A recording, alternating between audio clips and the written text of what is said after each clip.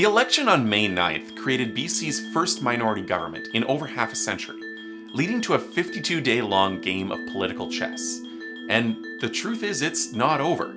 So don't look away, because ultimately it's going to be public opinion that'll decide who wins.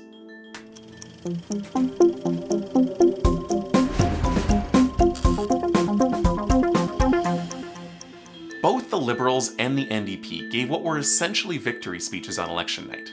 The Liberals, because they got more votes than any other party, and the NDP because a majority of British Columbians voted for change. The Greens and the NDP quickly brokered a deal that gave them more seats combined. Still, the Liberals had the first shot at forming government, and the first act of any new government is to give a speech from the throne, as an outline of their plans. But this is when things got really weird. The Liberal speech was a surprise because the majority of promises weren't in their election platform. In fact, many of the ideas come out of the Green or NDP election platforms.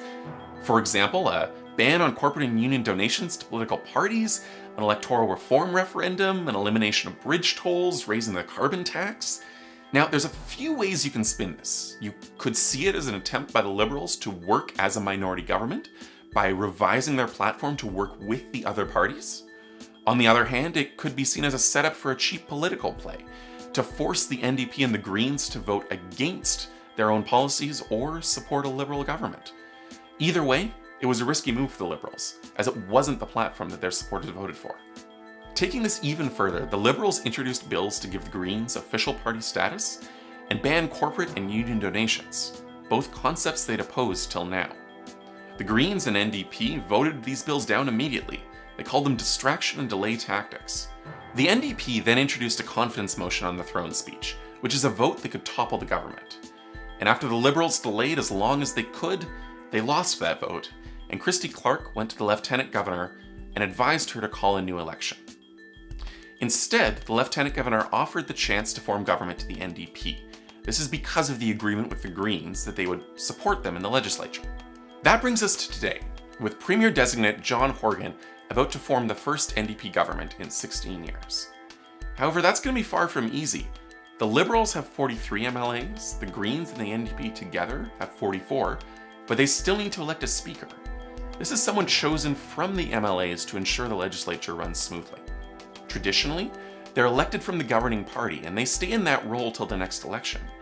But when the Liberal government fell, the Speaker of the House resigned.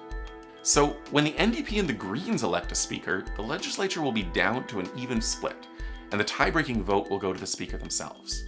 Now, you'd expect them to vote with their party, but it's tradition for the speaker to support the status quo. The Liberals have argued that this means the speaker can't use their tie-breaking vote to support new policy. What can we expect at this point? There's an easy way to test if the short-lived Liberal government was legitimately trying to work with the opposition parties, or if they were just playing political games. The new government will introduce their own bills on the same issues we saw in the Liberal throne speech.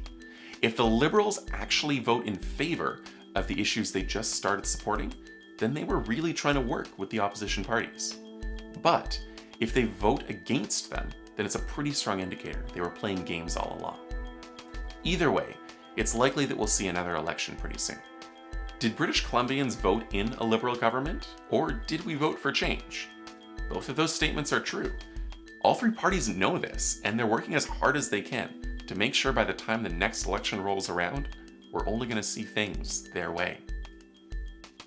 Thanks for watching. We seriously are going to be talking about much more than BC politics on this channel, and we have some really exciting videos currently in production. So hit subscribe and stay tuned.